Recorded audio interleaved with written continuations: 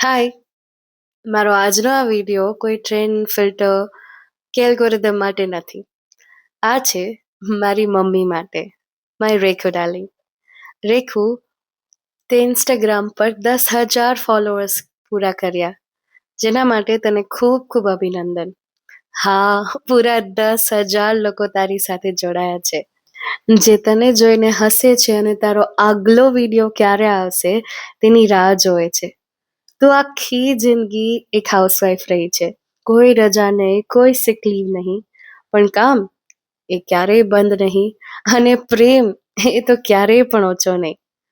તું મજાકિયા છે, you are crazy, you are goofy, you are very silly by the way.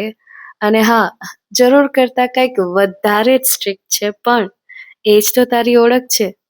જે ઘરના નાના નાના પળો લોકો અવગણે છે, એને તું હાસ્યમાં બદલી દે છે. સાવરણી હોય, કુકર હોય, એક નજર હોય કે ડાયલોગ, અને આખું ઇન્ટરનેટ હસવા લાગે છે. મને સૌથી વધારે શું ગમે છે ખબર છે? તે ઇન્સ્ટાગ્રામ ક્યારેય ફેમસ થવા માટે શરૂ નહોતું કર્યું. તો ખાલી પોતાની જાતને ફરીથી શોધવા માંગતી હતી, કંઈક નવું અજમાવવા માંગતી હતી, પોતાના માટે કંઈક કરવા માંગતી હતી.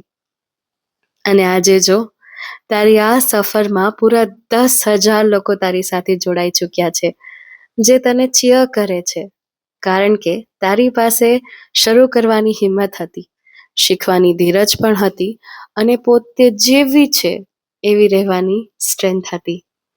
આ સફર એક વાત જરૂરથી સાબિત કરે છે: પોતાને શોધવાની કોઈ ઉંમર નથી હોતી, સપનાઓને કોઈ સમય મર્યાદા નથી હોતી, અને ટેલેન્ટને કોઈ પરવાનગીની જરૂર નથી. આ માત્ર 10,000 ફોલોઅર્સનું અભિનંદન નથી, આ છે તારી હિંમત, તારી ક્રિએટિવિટી, અને આ રીલ્સ પાછળની રિયલ સ્ત્રીનો ઉત્સવ. અમને તારા ઉપર ખૂબ જ ગર્વ છે રેખુ. હંમેશા આમ જ મજાકિયા રહે, ક્રેઝી રહે, અને સૌથી ઇમ્પોર્ટન્ટ, તું હંમેશા તું જ રહેજે.